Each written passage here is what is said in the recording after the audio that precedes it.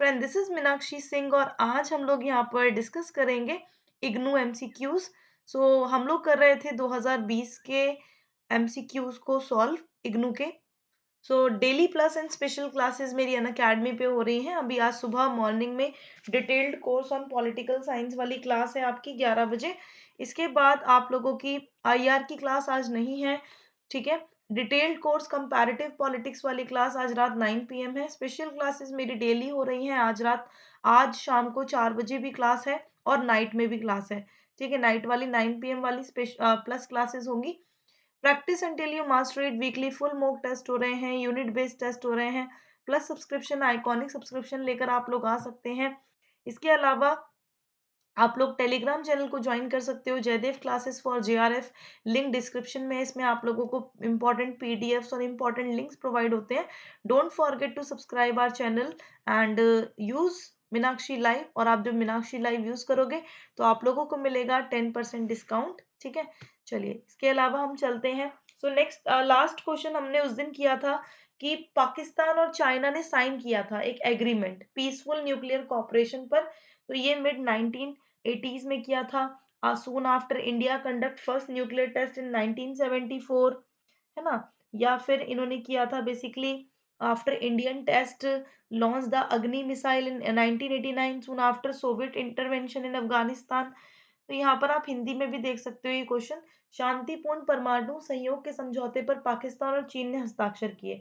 अब देखो, पाकिस्तान जो था ना, मैं पाकिस्तान का थोड़ा सा आपको लोगों को बताना चाहूंगी। पाकिस्तान ने अपनी न्यूक्लियर एनर्जी प्रोग्राम को वो स्टार्ट करता है 1954 में। उसके बाद वो काफी ज्यादा इंस्पायर हुआ यूएस के प्रेसिडेंट ड्वाइट आइजनहावर से। उनकी जो एटम फॉर पीस स्पीच थी 1953 की, तो उससे काफी ज्यादा इंस्पायर हुआ पाकिस्तान, और पाकिस्तान ने अपनी न्यूक्लियर एनर्जी प्रोग्राम को स्टार्ट किया 1954 में। उसके बाद 1959 में पाकिस्तान एटॉमिक एनर्जी कमीशन यानी पीएईसी साइन करता है एग्रीमेंट। किसके साथ? कनाडियन जनरल इलेक्ट्रॉनिक कंपनी के साथ, है ना। तो इसने यहाँ पर कंस्ट्रक्ट किया 137 megawatt electronic nuclear reaction Karachi में, ठीक है। उसके बाद अगर आप देखोगे, फिर ये क्या करता है, इसने टू कंट्रीज जो थी ना हमारी, ये पाकिस्तान और चाइना, इन्होंने काफी इंपॉर्टेंट रोल प्ले किया। ये चाइना ने काफी ज्यादा इंपॉर्टेंट रोल प्ले किया पाकिस्तान को डेवलप करने के लिए अपने न्यूक्लियर एनर्जी टेक्नोलॉजी को। और इन्होंने सितंबर 1986 में चाइना और पाकिस्तान एक एग्रीमेंट साइन करते हैं, जिसके अंदर कहा गया कि चाइना फैसिलिटेट करेगा, ट्रांसफर करेगा सिविल न्यूक्लियर टेक्नोलॉजी को, ठीक है। इसके अंदर जो ये डील हुई थी, तो चाइना एग्री हो गया पाकिस्तान को प्रोवाइड करने के लिए पावर रिएक्टर्स को, ठीक है। तो यहाँ पर यही चीज मानी जाती है कि 1980s के मध्य, क्योंकि 1986 में हुआ है ना वो, तो 1986 सितंबर में हुआ, इसीलिए इसका राइट आंसर क्या होगा? 1980। तो 1980 यहाँ पर राइट आंसर हो जाएगा आप लोगों का। इसका करेक्ट आंसर हो जाएगा आपका 1980, ठीक है। तो ये ध्यान रखना, 1980 के मध्य हुआ है, तो राइट आंसर हो जाएगा आपका ए। नेक्स्ट क्वेश्चन है इसेंशियल कंडीशन गांधीयन सत्याग्रह। अब यहाँ पर इसेंशियल कंडीशन पूछी हुई है गांधीयन सत्याग्रह के लिए। जो इसेंशियल कंडीशन है तो वो कौन सी है? तो नॉन वायलेंस है क्या, रिलीजन है क्या, सेल्वेशन है क्या, वानप्रस्थ है क्या? तो यहाँ पर अगर आप हिंदी में क्वेश्चन देखो, गांधीवादी सत्याग्रह की महत्वपूर्ण शर्त थी अहिंसा, धर्म, मोक्ष, वानप्रस्थ। तो वो क्या बताते हैं? उन्होंने अहिंसा को गांधीवादी सत्य की महत्वपूर्ण शर्त बताया है। सो राइट आंसर इज अहिंसा। क्या हो जाएगा? अहिंसा इसका करेक्ट आंसर होगा। तो ये ध्यान रखना। उसके बाद अगर हम देखें, जो हमारे, देखो इसमें अहिंसा को बताते हैं वो, है ना, उन्होंने अहिंसा बताया, और भी काफी चीजों को बताते हैं वो, ठीक है। तो ये चीज ध्यान रखना। कौन भाई? हमारे गांधी जी, है ना, गांधी जी बताते हैं। तो ये ध्यान रखना सारे बच्चे। नेक्स्ट क्वेश्चन पे चलते हैं। नेक्स्ट क्वेश्चन है डीएसएच को सेटअप किसने किया था? डीएसएच आप लोगों को पता ही है। जब हम डीएसएच की बात करते हैं तो इससे सीधा नाम आता है किसका? मायावती, फूले, काशीराम या अंबेडकर। तो मैंने, जो डीएसएच है आप लोगों का, है ना, तो डीएसएच को स्टैब्लिश किया गया था 2002 में। नहीं नहीं, ये वाला डीएसएच आप लोगों का, हाँ रुको, जो इसका ईयर जो है वो मैं भी आप लोगों को बता रही हूँ, है ना। जो डीएसएच है आप लोगों का अगर हम बात करते हैं डीएसएच की, तो दलित ऐसे करके है, ये दलित शोषित समाज सत्याग्रह समिति, इस तरह से इसकी डेफिनेशन है, ध्यान रखना। तो इसे डीएस4 भी बोलते हैं, ठीक है, डीएसएस करके भी बोलते हैं, तो ये ध्यान रखना। तो ये किससे रिलेटेड हो जाएंगे, ये काशीराम से, किससे रिलेटेड होगा, काशीराम, ठीक है, ये काशीराम से रिलेटेड होगा डीएसएच। तो दलित शोषित संघ संघर्ष समिति, ठीक है, तो डीएस4 भी इसे बोला जाता है, ठीक है। तो ये बहुजन समाज पार्टी अगर आप देखो तो इससे भी रिलेटेड है ये। नेक्स्ट क्वेश्चन है आपका, पॉल आर ब्रास ने कॉइन किया था किसको, ये इंस्टीट्यूशनलाइज्ड रिवॉर्ड सिस्टम को करते हैं, इन्होंने रिलेटिव ऑटोनॉमी को किया था, ये हेजेमनी को करते हैं, या फिर ये कांग्रेस सिस्टम को करते हैं। तो जो हमारे पॉल ब्रास है ना, तो पॉल जो ब्रास है बेटा, इन्होंने किया था इंस्टीट्यूशनलाइज रिवॉर्ड सिस्टम, इन्होंने इसको कॉइन किया था, ठीक है। देखो पॉल आर ब्रास की जब हम बात करते हैं, तो इनकी जो politics, the politics of India since independence है ना, the production of Hindu Muslim violence in contemporary India है, एंड इंडियन पॉलिटिकल लाइफ है, और इनकी एथनिसिटी एंड नेशनलिज्म है, द आइडिया ऑफ आइडल है ना, ये ध्यान रखना, ये बुक्स हैं इनकी, किसकी, हमारे पॉल आर ब्रास की, तो ये चीज ध्यान रखना। उसके बाद आता है ऑब्जेक्टिव रेजोल्यूशन। ऑब्जेक्टिव रेजोल्यूशन आप लोगों को पता ही होगा, हमारे नेहरू जी लेकर लाए थे ऑब्जेक्टिव रेजोल्यूशन। तो जो आप लोगों का उद्देश्य प्रस्ताव इसे कहा जाता है, क्या कहा जाता है, उद्देश्य संकल्प भी बोलते हैं इसे। तो ये किससे रिलेटेड है, प्रस्तावना से रिलेटेड है, भारत सरकार अधिनियम से रिलेटेड है, क्रिप्स मिशन से रिलेटेड है, के एम मुंशी से रिलेटेड है। इसका राइट आंसर क्या होगा, प्रस्तावना, है ना, इसका राइट आंसर होगा प्रस्तावना से रिलेटेड हो जाएगा ये। तो ध्यान रखिएगा प्रियम्बल।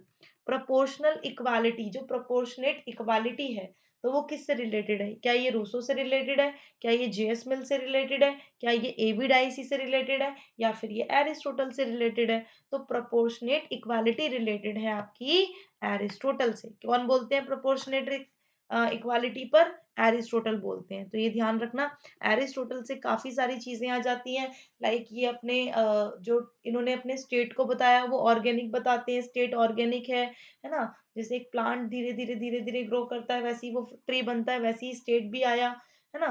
तो इस तरह से ये चीजों को बताते हैं। नेक्स्ट क्वेश्चन है, आशुतोष वार्ष्णेय ने कौन सी बुक लिखी है, आशुतोष वार्ष्णेय की बुक का नाम क्या है। तो यहाँ पर राइट आंसर क्या होगा, यहाँ पर राइट आंसर हो जाएगा आपका battle half won, Indian improbable democracy, ये बुक है इनकी, किसकी, हमारे आशुतोष वार्ष्णेय की। तो ये ध्यान रखना। इन परस्यूट ऑफ लक्ष्मी किसकी है, इन परस्यूट ऑफ लक्ष्मी है आपकी आर रुडोल्फ की, है ना, lord Rudolph and Susan Rudolph इनकी है। और जो आपकी पॉलिटिकल इकोनॉमी ऑफ इंडिया है ना, तो एक पॉलिटिकल इकोनॉमी ऑफ इंडिया अगर आप देखोगे, तो ये प्रणब बरधान की है, किसकी है, प्रणब बरधान। और जो कास्ट इन पॉलिटिक्स है ना, कास्ट इन पॉलिटिक्स, तो जो कास्ट इन पॉलिटिक्स है, तो ये किसकी होगी, कास्ट इन पॉलिटिक्स, तो ये ध्यान रखना, इस पर वही रजनी कोठारी जी बोलते हैं, ठीक है, कौन बोलते हैं, रजनी कोठारी जी बोलते हैं, ध्यान रखना। उसके बाद नेक्स्ट क्वेश्चन है आपका, और वो है public private sphere debate associated है, किससे रिलेटेड है, क्या ये लिबरलिज्म से रिलेटेड है, मार्क्सिज्म से, फेमिनिज्म से, पोस्ट मॉडर्निज्म से, किससे रिलेटेड हो जाएगी ये। तो यहाँ पर राइट आंसर जो होगा आप लोगों का, तो वो होगा फेमिनिज्म, किससे रिलेटेड है, फेमिनिज्म से रिलेटेड है। तो पब्लिक प्राइवेट स्पेयर डिबेट जो है वो आपकी फेमिनिज्म से रिलेटेड है। तो ध्यान रखना, मैं आपको बताती हूँ कैसे। देखो फेमिनिस्ट पर्सपेक्टिव जो है ना मैन का, तो मैन डोमिनेट होते हैं पब्लिक सेक्टर पर, बताओ पब्लिक सेक्टर में हर जगह, सरकारी जगहों पर हर जगह आप किसको देखोगे, मैन को देखोगे। और वुमेन को क्या माना जाता है, वुमेन को इसेंशियली यहाँ पर प्राइवेट स्पेयर की तरफ माना जाता है ना। तो ये किस लिए है, ये पेट्रियार्कल सिस्टम की वजह से है, ये पेट्रियार्कल सिस्टम की वजह से देखा जाता है ना, तो वही चीज हो जाएगी। सो ये ध्यान रखना, कौन सी बुक यहाँ पर मैकियावेली ने नहीं लिखी है।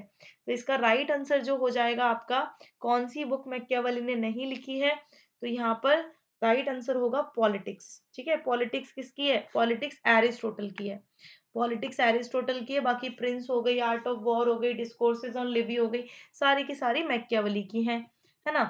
उसके बाद जो मिनिमल स्टेट को डिफेंड किसने किया था? आइडिया ऑफ मिनिमल स्टेट की बात कौन करता है? तो आइडिया ऑफ मिनिमल स्टेट की बात नॉजिक करते हैं। कौन करते हैं? नॉजिक। तो ये ध्यान रखना, नॉजिक ने की थी आइडिया ऑफ मिनिमल स्टेट की बात। इन्होंने जिगजैग ऑफ पॉलिटिक्स की बात भी की थी, है ना?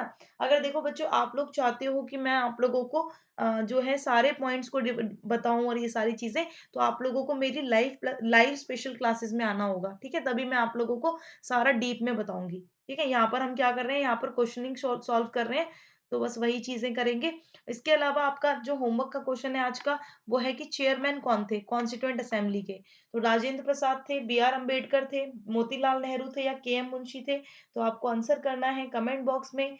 आप लोगों को जो नेक्स्ट वीडियो मिलेगी वो परसों मिलेगी। Thank you, thanks for watching, bye bye to all. I hope आप लोगों को ये बेनिफिशियल लगी होगी। Thank you.